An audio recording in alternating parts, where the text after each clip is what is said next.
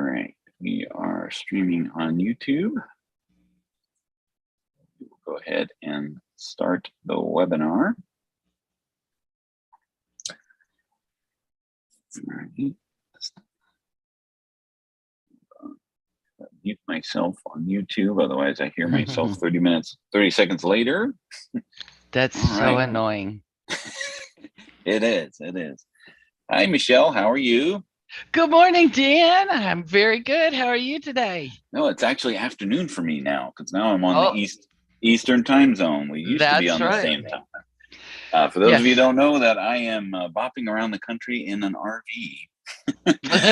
So we're staying in different places at different times. And right now I'm in South Carolina. I was in Mobile, Alabama last week. So we're now in South Carolina. I can visit with my son. So wonderful. Go ahead and kick us off. Well, speaking of sons, mine's getting married Saturday. I'm so excited. So anyway, if I seem a little out of sorts, I am. It's called sleep deprivation and overload. So anyway, thank you everybody for joining us for another QB Power Hour. We're very glad to have you joining us today, and our special guests with some Intuit folks helping within coming on screen in a little bit, and with some of the folks in the background. We're going to be talking about what's new from Intuit, some new features, some new functionality, some new programs, different things that are coming out that we wanted to share with you all. My name is Michelle Long. I am a CPA with an MBA in entrepreneurship, owner of Long for Success, speaker for Intuit for a very long time.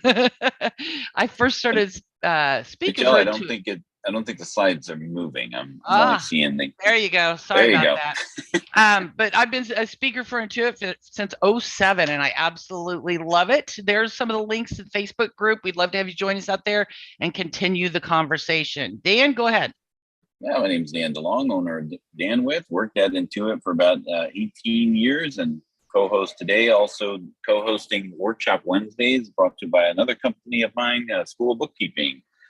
Did some tech editing for QBO for Dummies, and the top 10 ProAdvisor for social media. And sorry, there's they just decided to mow the lawn like right next to. Of course. So a little bit distracted by them about to run over most of my stuff. Great. Let's go ahead and continue. All right, Ian, do you want to introduce yourself quick?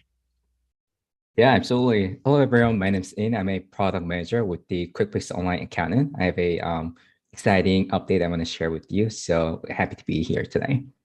Great. Thank you for joining us. And thank you to the other Intuit folks that are going to be answering questions in the background and who helped Dan and I with getting these slides together and all that.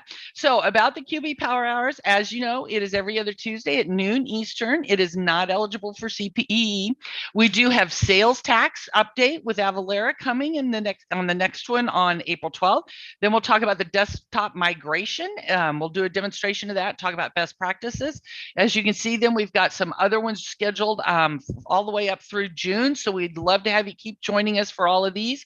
There is the link to the PDFs of the slides, the recordings, and the podcast, and other resources, all available at qbpowerhour.com/resources.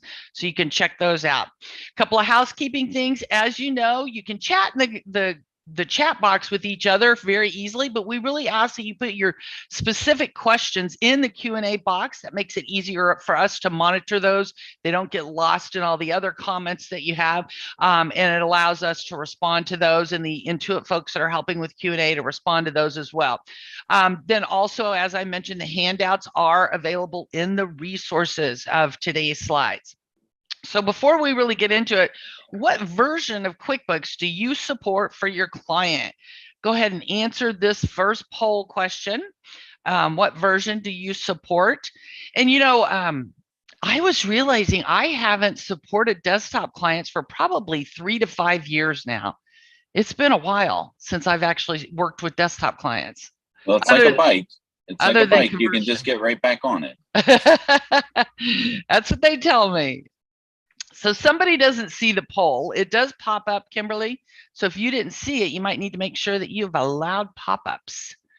But we don't have CPE, so if you can't answer the poll, it's not the end of the world. Yes, not too terrible. Now, Michelle, we're going to be talking about something that we had where we got to meet actually face to face in person and do these things.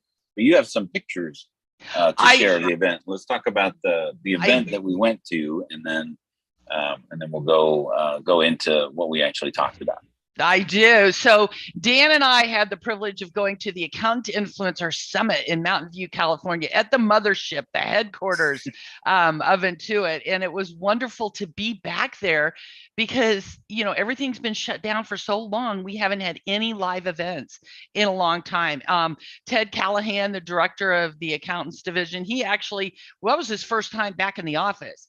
So it was wonderful to have a live event, and you can see everybody smiling faces. So there's Dan and Hector and I. There's a lot of us in one room because we had 2 days of discussions and sessions and everything. We also got to go around the campus. So if you all have heard the story about Scott Cook and how he created Quicken, he created it at the kitchen table for his wife who was struggling with her checkbook. There is the table. That is the table where it all began.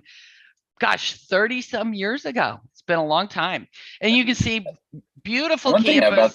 thing about that table that was that I picked up about it, because I mean, working at Intuit, I knew all about the table. Yeah. Is that the Smithsonian has actually asked for that table, and they said no. They find that it causes more synergy having it there at the headquarters, and they actually can sit at the table, and they can actually have meetings around the original kitchen table that was used to develop these things. So it's not just like behind glass for people to look at. It's actually part of the culture there. Well, they do have glass on top of it to protect it, but you can actually sit in it, take pictures and all that stuff. So, and the campus I hate to be the Intuit employee who caused a ring mark. That's right. Leaving the glass on the table. Yeah. But the whole campus is just beautiful. There you can see some of the fountains that they have. They have like 20 different buildings on the campus because, as you know, in California, you don't have sky-rise towers, really tall buildings because of the earthquake stuff. So they have a lot of buildings. We went outside and enjoyed our lunch. It's a beautiful view of the valley. It is right there by Google and all the other tech companies, right by Stanford and Palo Alto for the Apple headquarters, Google headquarters right there. It's just beautiful with the mountains. And if you looked close, you could even see the bay in the background. So it's pretty cool. Then we had what was called a gallery walk. So that's the one you can see where we're all standing around talking. And that's where product managers and other people like In and others would talk to Dan and I and everybody. We got to just go to all the different booths to talk about what they're working on. What are some new features, some new functionality, new things that they're working on. They would demo it to us and we could give them feedback and ask questions and things like that. Now, Dan and I are under NDA. We cannot discuss everything. So what we did is we went through and we picked out some of the things that are new that are already available or publicly have been talked about to where we could share those with you today. And so that's what we're going to be talking about. Starting with the QuickBooks Business Network. That was one of the things that I thought was pretty cool.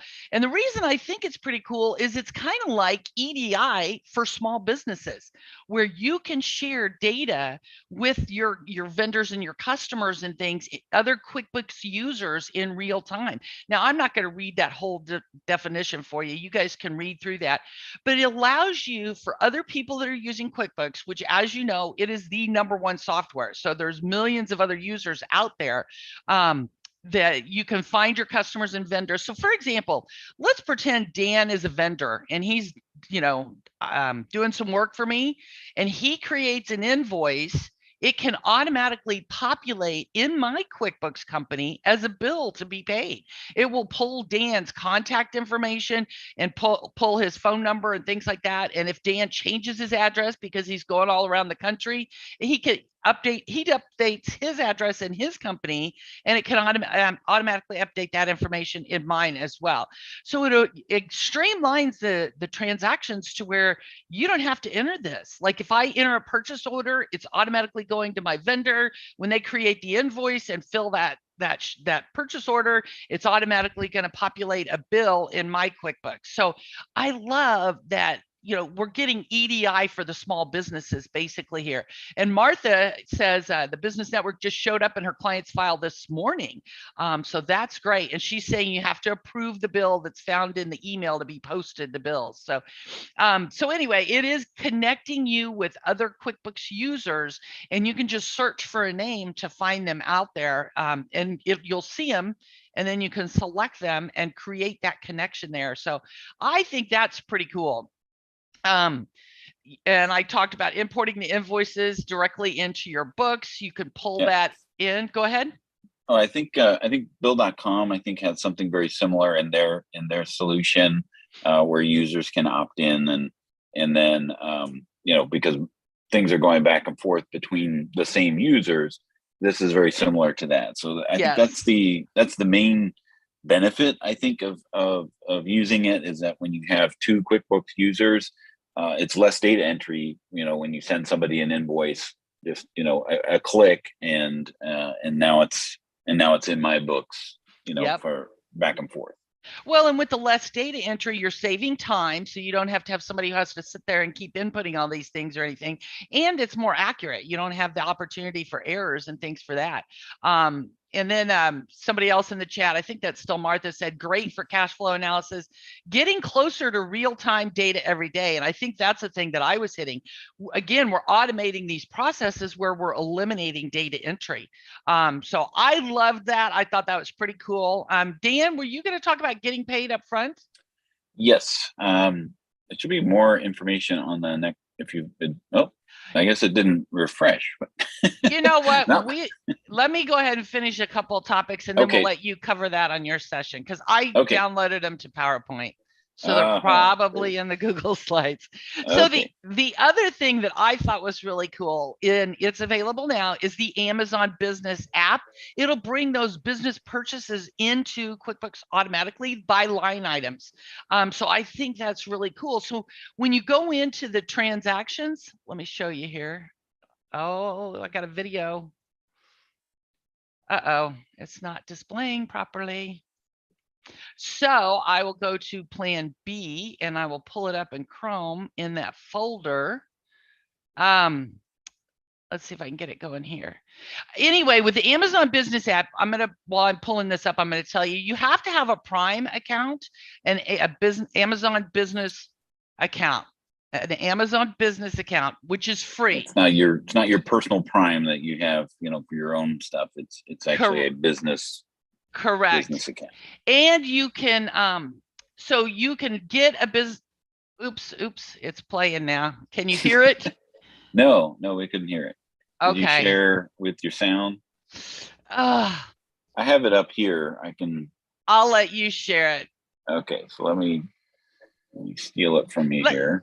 The thing of it is, you get an Amazon Business account for free. Then you have a Business Prime account if you choose to. If you upgrade to Business Prime, that's like $69. You don't have to have that to use this and pull these transactions in. You just have to have the free business account. So Dan, if you want to share, you need to share your screen. I am seeing yours. Go. Sorry. Okay. Thank you. It's horrible when we have the same slides up. It's muted. Here from the Partner Integrations team. I'm going to very quickly walk through the workflow to get the most out of the Amazon Business Purchases app. The app can be found in the Apps tab on the left navigation, or on apps.com, or you can find it by searching with the banks. Now, this is for Amazon Business, not Amazon.com, so it has to be an Amazon Business account for this integration to work. What the app does is it brings in additional details and makes it easier to categorize expenses at a line item. So here you can see some of these are categorized. The default is always going to be, unless you change it, which I'll show you shortly, office supplies and software. Oh, wrong one. So here we go. You can go in and see all the items that were associated with this purchase. If I click on this link, the order number, I will then, it will open up a PDF of this order if you wanted additional details, but I can see what these items were purchased and categorize them all individually fairly easy. Once I've made the correct selections, I just click Add, And then I can find the expense that was created in the reviewed tab. So here we go. Here is the expense that was created with all the different categories broken out and the description. And if something wasn't correct, I can amend the expense itself, or I can also undo the transaction. In which case, I can again find it in for review to make any changes I need.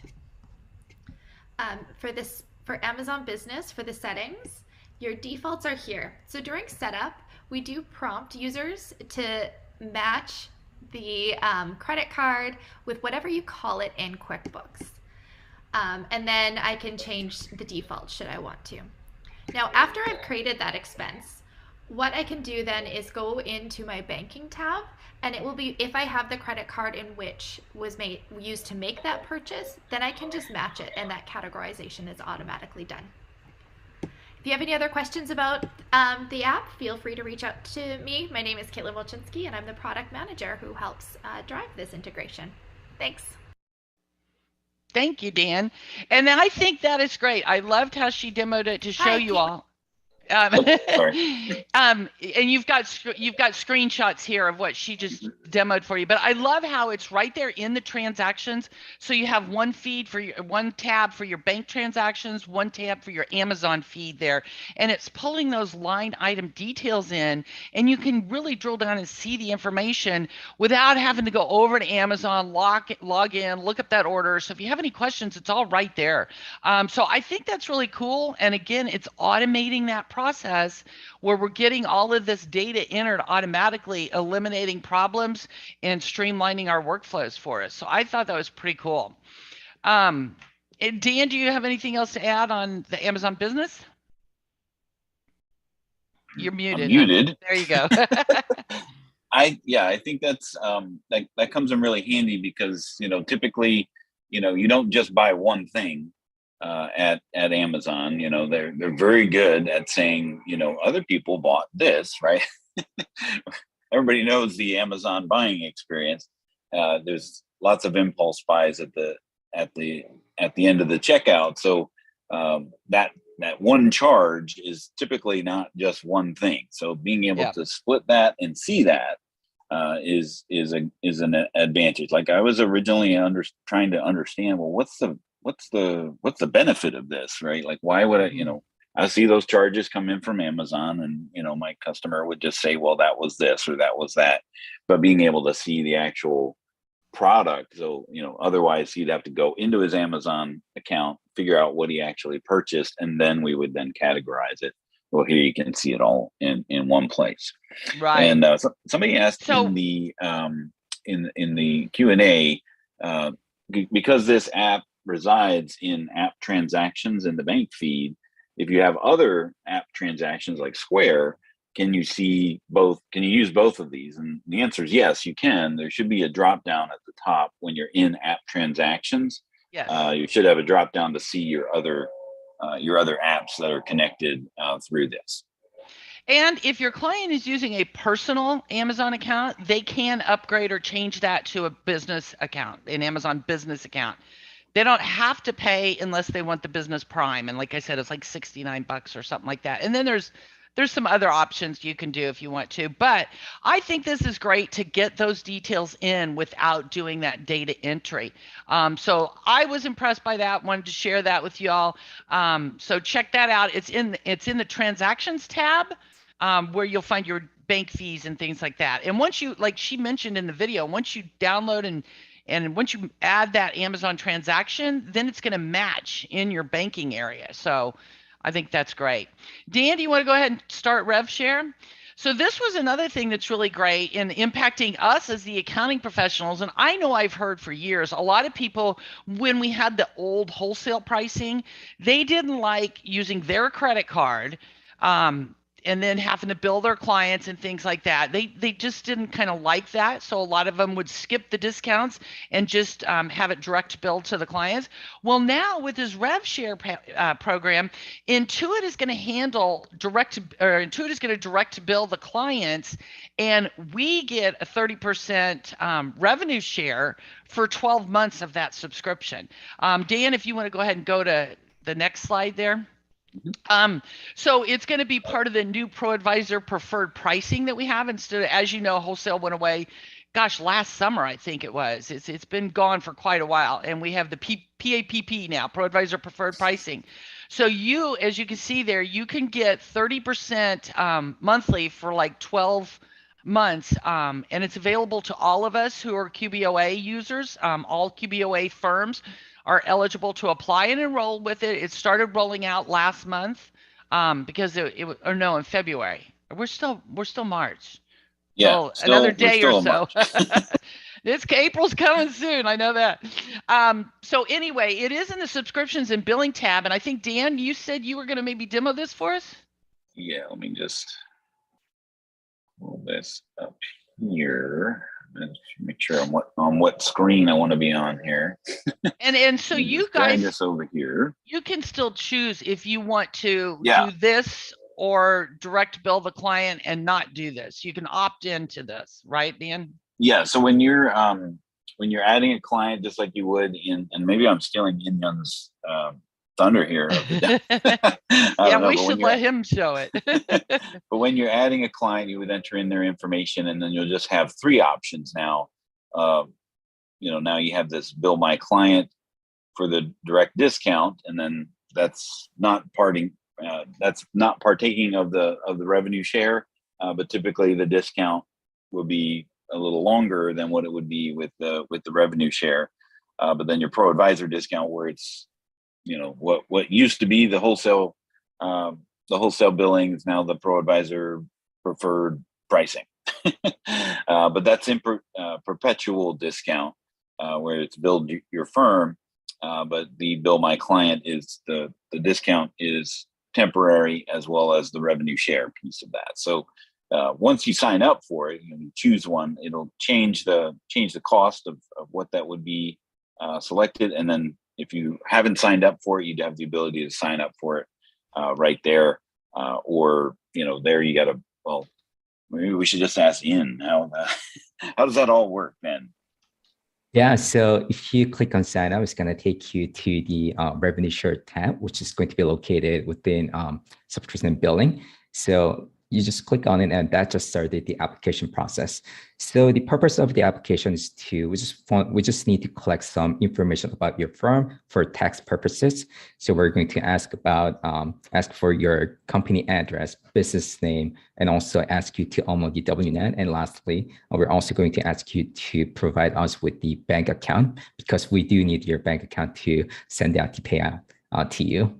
So that's but this is just a one-time thing. How frequently are the payouts? Are they monthly, or is it quarterly, or is it just at the end of the year? How does that work? It is monthly, so you're going to get the payout every month. And do you see like a report of active clients on the that you referred that are part of the direct or the revenue share? That's right. So that's where the revenue share tab comes in. So if you're going to be able to see the dashboard with the. Do you want to share your screen? Do you have a demo of the dashboard of what that looks like? Yeah, absolutely. I can do that. Okay, let me go ahead and stop sharing. Mm-hmm.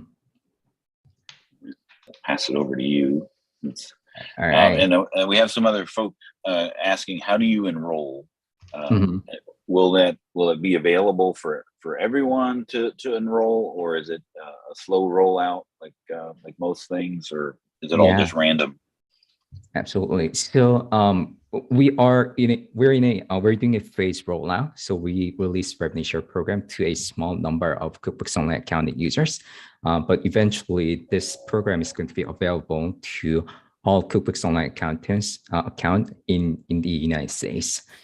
So once this is released to your account, you're going to be able to see revenue share payouts tab under subscription and billing. And if you click on Get Started, that's going to start the application process.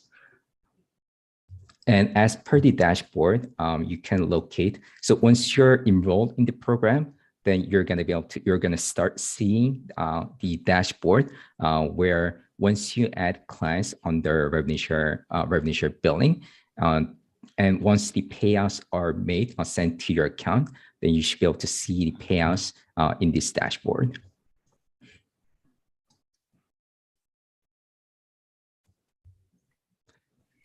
Got it. Michelle, do we have any? I see there's a lot of chat and questions, so I assume there's a lot of things about this. Maybe we want to ask. Yes, we did. So one of the questions that I saw that I thought would be great is, what happens if your client removes you as the accountant? Let's say you set them up and it's 6 months later and things go awry and they remove you as accountant. You've got 6 months of that 12-month rev share left. Do you still get that if you're not the accountant user anymore? Yeah, so the condition for the revenue share eligibility is that you do need to maintain the relation between the accountant and the client. So if the client moves out from your billing, from like they stops the relation with the accountant, then revenue share is no longer eligible. Okay. And what about if you've got new clients or if you've got existing clients? Is it only new clients, or if you have existing clients on the preferred pricing, can you convert them to the rev share? Yeah, so currently only the new clients to the QuickBooks ecosystem are eligible for revenue share. So the clients that are added through QuickBooks Online accounted by you are going to be eligible for revenue share payouts. But we have heard a lot, we received lots of feedback from the accounts that they would like to also migrate existing clients to the revenue share program. So we are we are reviewing that feedback with the team. Okay. Yeah. I mean the thing to really drive home or get across here is that this is just another avenue for signing up new clients. So a lot of the the what if situations with my existing clients are not really going to enter into that conversation. It's really just a choice when it comes to setting up a new client. Is it firm billed? That's the ProAdvisor pricing, and that's perpetual. Client billed, where it's not part of the revenue share, that's a discount, and that is going to end eventually.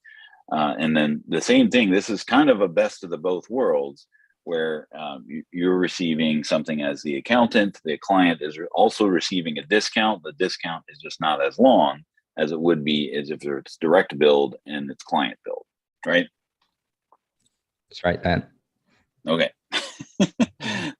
Color commentator by yes. So is there an option? I'm sorry, one more question on that. Is there an option to give that discount back to the client? Because I was just telling somebody else, the client gets the first month free. They get 50% off the next 3 months. So the first 4 months, what about the other 8 months? Can you give that discount to the client instead of taking it as rev share? So the discount is only for the first 3 months. So there's no way to pass on the discount like within the program. Okay. So if you're like to do that, you'll have to come up with a contract, like separate individual contract with your client, I will imagine. Yeah, I think it's really just kind of weighing the options as far as the discounts, because if it's 50% for the first 3 months, what that discount actually tends to be, and then whatever the revenue share portion of that and ends up being, comparing that to the direct billed where you get a longer discount period, it's really up to you to decide which is best for you and your firm as well as your clients at the same time. And we did the demo. Okay, there we are. Now I moved the slide, so it's those segues right into getting paid up front, which is thank you, interesting. Yeah, thank you, In, for answering some of these questions and demoing the revenue share program. Thanks for having me. So getting paid up front, this is interesting. I was watching Hector's video on this, and really got to talk to the person at the gallery walk that we were walking through about how this is actually works. So the caveats here is you have to have QuickBooks Capital and QuickBooks Payments at all within the same company. But it does have a really good benefit in that over other services that offer the same thing for pre-funding your invoices. But basically, that's what it is you can get pre-funded on your open invoices. If you are looking at the invoice section inside of QuickBooks Online and you see this fundable new icon, then that is where you start the process of being able to do this. So there is a 3% fee for the pre-funding of your invoices. So basically, you get paid up front by Intuit or QuickBooks Capital in this case, and there's no transaction fee on the QuickBooks payment side of things if the invoice is paid within that first 30 days.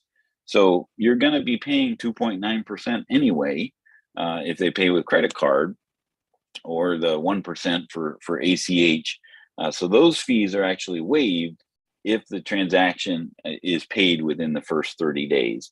After 30 days, if the customer doesn't pay, then the whole thing moves over to the QuickBooks Capital section for regular repayment, and regular interest fees apply for that. So that is the advantage of this over other service providers doing similar things with pre-funding, because again, it's built in, and if you have the QuickBooks Capital and QuickBooks Payments already established in the company file, the prepayment can be really simple if it happens within the first 30 days. Now, if it doesn't, well, bummer. Well, it's going to be moved over to to a regular, short-term loan, which is really what these pre-fundings are. But you can manage those things inside of your QuickBooks. You don't have to go outside of QuickBooks to go and repay the loan. You just do it all right within there. So you can get pre-funded.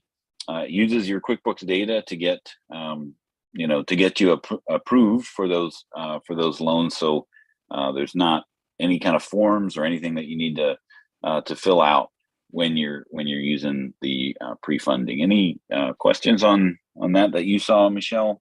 Well, I was just going to add, I think this is just great, especially right now for our clients with cash flow issues, with the cost of everything getting higher. People that maybe used to pay on demand or within a few days, they may be taking longer to pay. So this might be a really good option for a lot of folks to help with cash flow right now, because things are in flux and it's affecting a lot of our clients, and a lot of small businesses out there are struggling with cash flow issues. So I think this is a great option, and the way it works is a lot better, like you said, than some of the other things like factoring. Once you factor an invoice, it's totally out of your hands and out of your control, and that's not the situation here. So I thought it was a great new offering for some clients that need some help with the cash flow issues. Yeah, if they need the money now, like if they got to buy supplies or things like that, that comes in real handy to actually have the money there. And then especially if they have a relationship with the client, they know, they're probably, they say, oh, I just need 10 days to pay this or what have you, that, still puts you within that 30-day window, so that there's not extra fees, on top of that. Well, and that's a good point, Dan, because a lot of these businesses, the cash goes out the door before they're able to invoice and receive the money. Say, for example, you're somebody that does catering, we're doing the wedding Saturday, so let's say you're a catering company or your client's a catering business. They have to go out and buy all the food and everything before they're able to invoice and get paid. And so if they can do things like this to get the money faster, it's really going to help them, because they've got the cost going out the door up front. So it is very helpful. Go ahead. Sorry. Yeah, we've got some extra links in there on the slides that'll be able to, you can learn more about what it is if you don't see it within you or your firm or your client's company files, as well as the support article. So there's a lot of the FAQs and those types of questions can be answered on those resources as well. So I've got my Rockin' Payroll shirt wearing that today that handed out at the event. So we're going to talk. Go ahead. So I just want to add that on the shirt. So some of you might remember Blaze, I can't remember Blaze's last name all of a sudden. Blaze is Ilasano or something. Yeah, he's our payroll guru, and he's been on our QB Power Hours previously when we were talking about payroll stuff, and he was going around begging us to take these shirts because they haven't been out to any conferences or conventions or anything like that. So they've been sitting in the closet for years. So he was pushing the Rockin' Payroll t-shirts for us. So I thought that was kind of fun. Thank you, Blaze. Exactly. So one of the neat things, I mean, one of the struggles I think that people who use QBO Payroll have found using that service is that once you record a transaction, getting things corrected when things are in a mistake situation is a little painful. I think that's as nice as I could say it, right? Because if you can't modify the transaction already, then those transactions, I mean, you need to reach out to Intuit directly and hope you get answered in a timely fashion, and then it needs to go to basically payroll corrections in order for that to happen. So they're rolling out some of the functionality so that you can do that within QuickBooks without the need of contacting Intuit. So basically, what it boils down to is, have the tax files been formed, or I'm sorry, I say that backwards. Have the tax forms been filed?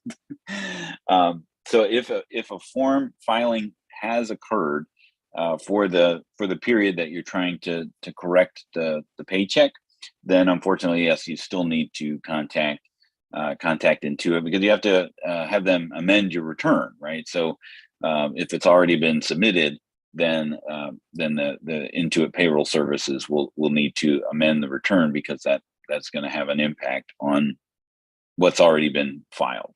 But if it's been included in tax payments, yes, you can now make adjustments to those paychecks. If it's in the last check, it's really just kind of working through this here. And these are the checks that, when I say checks, these are the checkpoints along the way of you actually, modifying the transaction, if that can actually be done and done successfully. So we have a little demo of somebody actually doing that. So they're looking at the paycheck list here. And I want to stop that. Whoa, it's down to the corner there. So this paycheck is actually dated. I don't know if you can see that, but that's 10/22, and they've done monthly paychecks since then. So that's out of sequence, and typically you can only void or delete, or sometimes you can only do those things if it's the last paycheck that was done, like peeling back the layers of an onion. I remember talking to customers and saying, well, if you want to adjust this check, you have to undo all of those other payrolls prior to that, and then you can make this adjustment, and then you have to redo all your payrolls. And that was not a happy conversation, to say the least. So it'll allow them to avoid the check out of sequence, and then what it does, it creates an adjustment check for the checks that were affected. All right, so they avoided that check, so that check basically has a voided check inside of QuickBooks Online Payroll is a paycheck that has the exact opposite impact. So every earnings item, deductions, payroll contributions, those types of things, they're just reversed. So that's what that adjustment check looks like. And then the last check had a tax adjustment, maybe because Social Security or some of the things with the wage bases were modified by voiding this paycheck. So it took care of that for you by doing that. So this is just a looking at what the paycheck looks like that was voided. So being able to handle that directly within the payroll system without reaching out and contacting payroll support is a big win, because everybody loves pausing a moment of their day to be on chat or the phone call to to Intuit to make sure that if it's something they know how to do, right? So that's real easy to take care of, and those tools are rolling out to you, as accountants and bookkeepers. Yeah, I know a lot Go of ahead. people are going to be really happy to hear about that one, being able to fix that themselves. Yeah, my jaw dropped. Literally, I was like, what? It's like, yeah. It's like, you're taking off the shackles? Yeah. And Dan, that's a good opportunity too for me to just point out something too. Some people may not have realized, or maybe you missed it because I know it's easy when you get busy. There's a whole new payroll certification that you can do now. We just had a VCon, and one of the tracks was for payroll certification. If you want to work on that payroll certification, it's under your ProAdvisor tab in training. And there's actually 2 courses that you'll want to take to help you prepare you for the payroll certification. There's the payroll specialist course training that you can do, and then there's also another one just on like doing payroll. So anyway, there's a couple of training opportunities out there. You can get CPE for that, and then there's the test if you want to be certified in payroll. So sorry, Dan, I just wanted to mention that as well.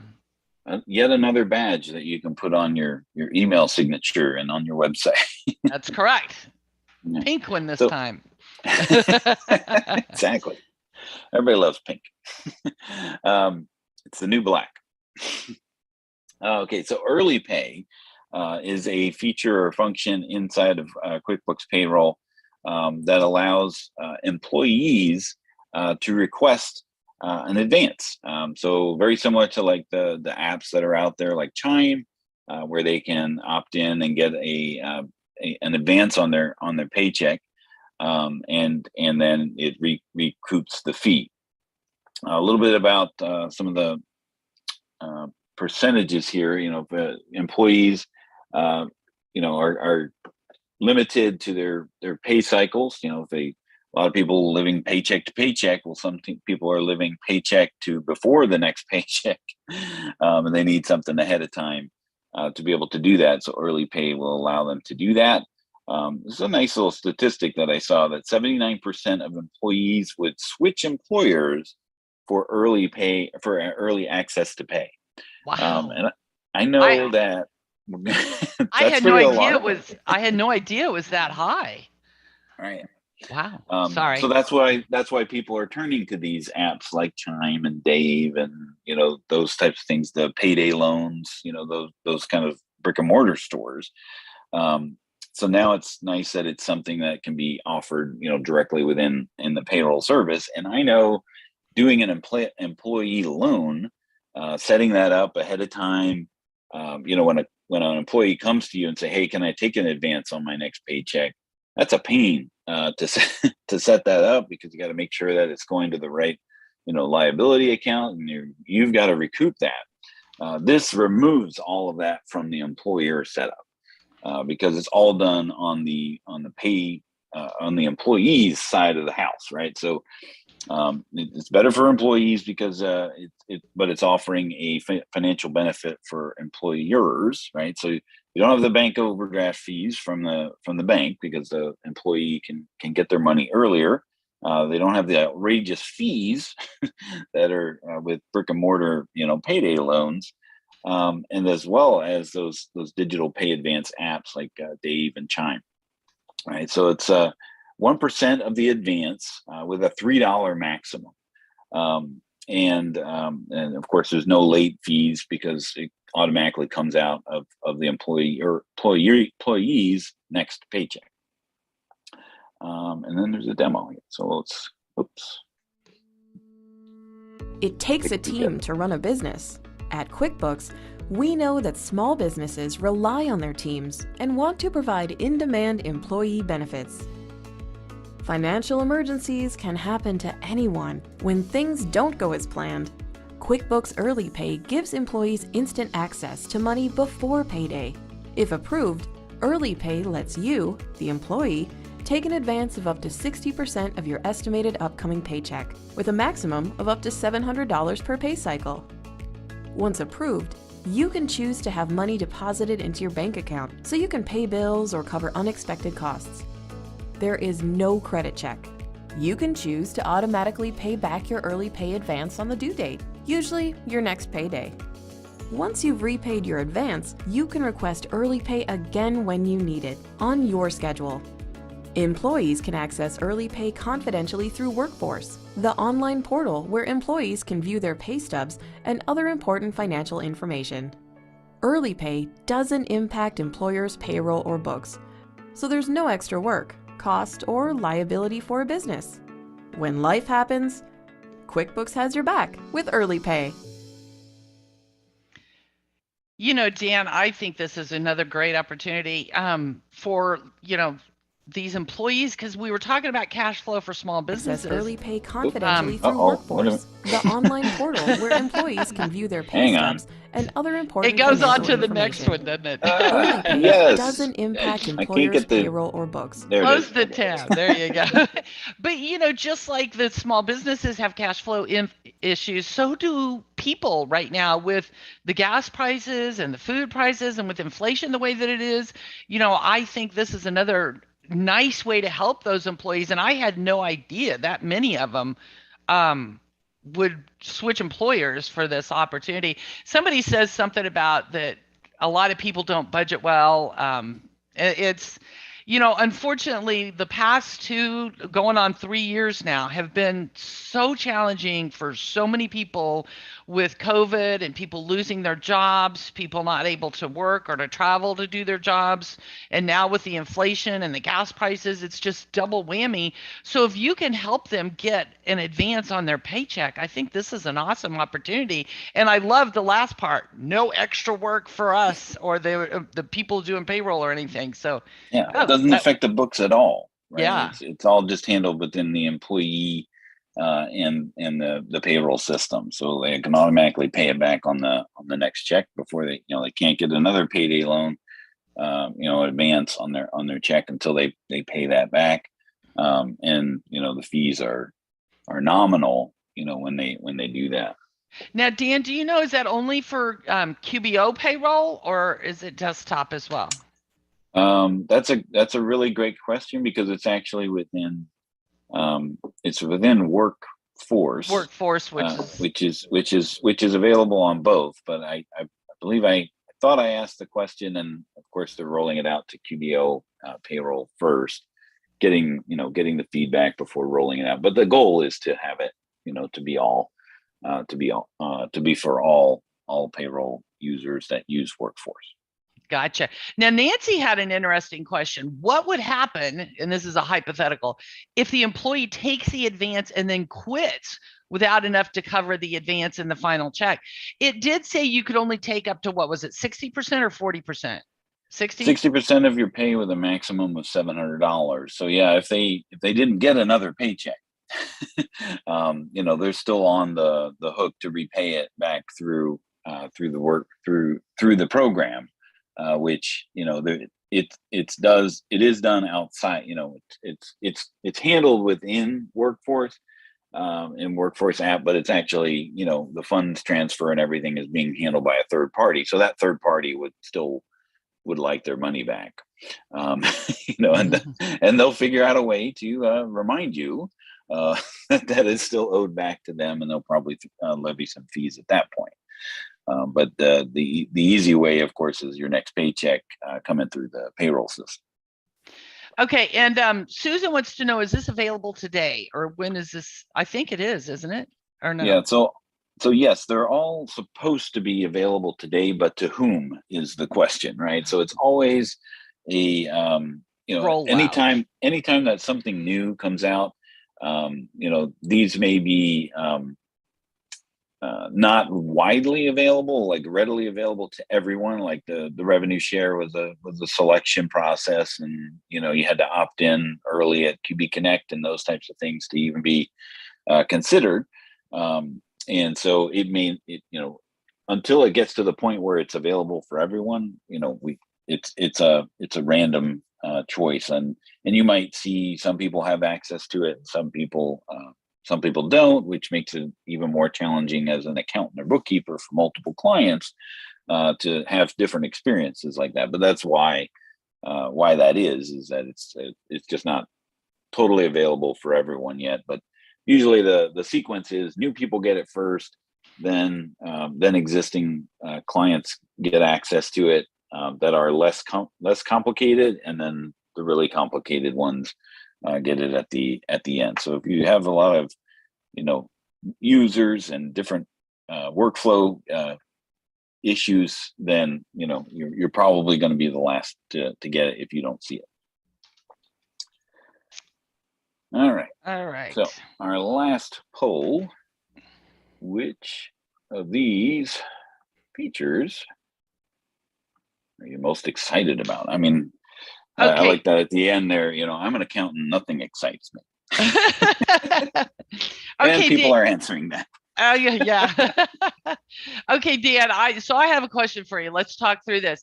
So somebody wants to know, when you're using the Amazon app, can you connect to more than one credit card? I use credit cards for different divisions of the company. I don't see how the payment method would matter, because the payment method is within Amazon and you choose how you want to pay it there. Then those transactions are flowing through into QuickBooks. So it would pick up the payment method, wouldn't it?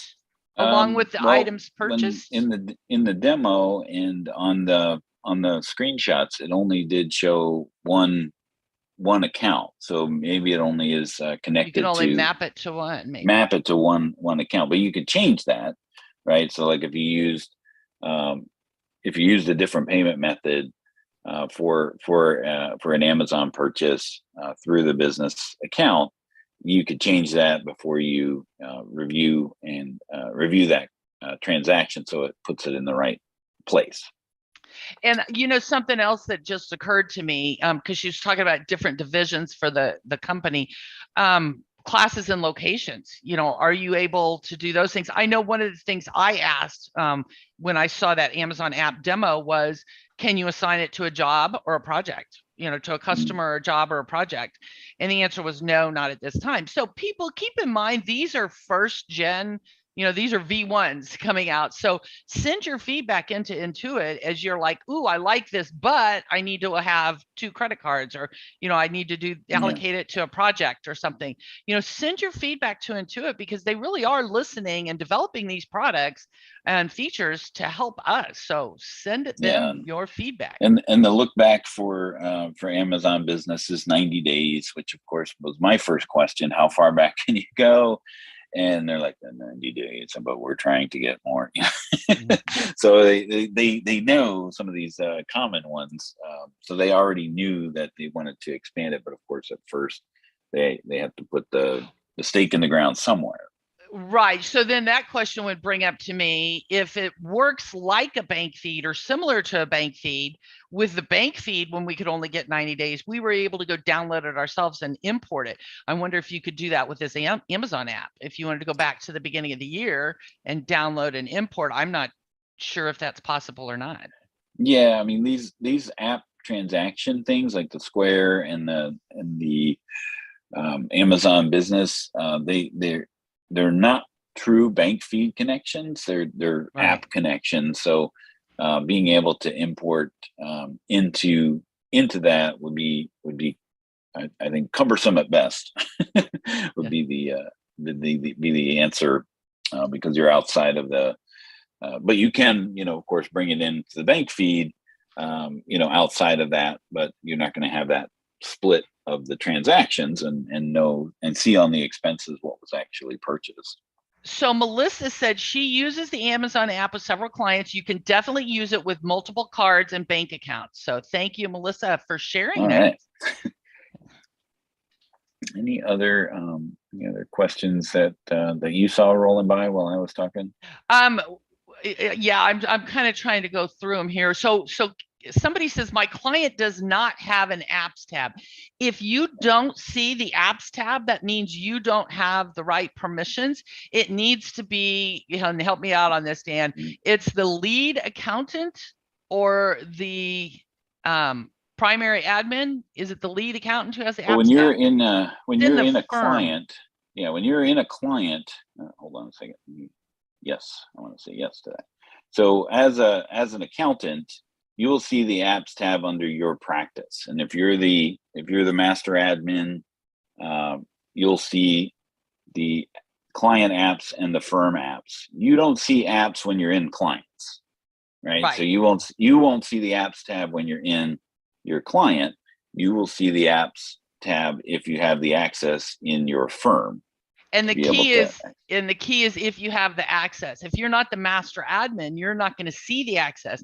If you're a staff accountant or a supervisor or manager or whatever, you may not have the access to the app tabs because it's a master accountant. So somebody else may need to connect that app for you. Once it's connected, then you can see it within the client and use it and all that stuff. Well, you still won't be able to access it if you didn't set it up. Right. So you'll be able to see it in like the client apps section. But if somebody else, like if the client set up and actually connected the app, you may not be able to launch it from there. I'm trying to see if there's one. It would be in the transactions tab though. Once they've connected it, it would be in, and so they can use that in the transactions tab once it's been connected by someone who's got the authorization. Yeah, like this one here is a bill.com. Somebody else connected it. I can't get to it. Right. So it just lets me know that somebody else connected it, but they have this app connected to it. But since it's not me, I'm not going to be able to connect to it. So can I share these results so everybody can see them? Because I think it's interesting. The number one most popular thing was payroll corrections. I kind of thought that's the situation. It's people have been kind of complaining about that for so long. So I'm very glad that that's something that really hit. And the business network was pretty popular, as well as that Amazon business app was very popular. So I think that's great. Yeah, absolutely. I mean, these are pretty good functionalities and features that are coming out or are available already. And it was nice to be part of this event where where we could give that feedback directly to them as well. And some of them were just like, well, these are the way things are right now, and you get the same answer when you're at the Intuit booth at Scaling New Heights or QuickBooks Connect. Right. Well, one more. It was nice to actually, go around the tables and see what is available. It was. And I want to remind everybody, Dan and I couldn't talk about everything. So if there's something that they're projecting might come in the fall or, in the next few months or whatever, we only shared with you about half of the booths that we went around and talked to and stuff. So Intuit is working on some other great new things that I think you guys will like and enjoy and appreciate and have been asking for. And I want to thank Intuit for having us out there for that event, but also for helping us with this, as well as creating all these new features to help keep streamlining our workflows and help make things better and easy for us and our clients. So thank you, Intuit, for everything. Dan, anything else or any other questions? I see there's some questions that we didn't get to, but yeah, I think we'll have to throw those in the Facebook group after we, as our follow-up, or put it on the QB Power Hour page. But we hope you join us next time. We're going to have some sales tax updates because who doesn't love sales tax? So friends at Avalar will be joining us to talk about those. And again, thanks for joining us, and we'll see you next time on the Power Hour. Bye, everybody. Thanks again.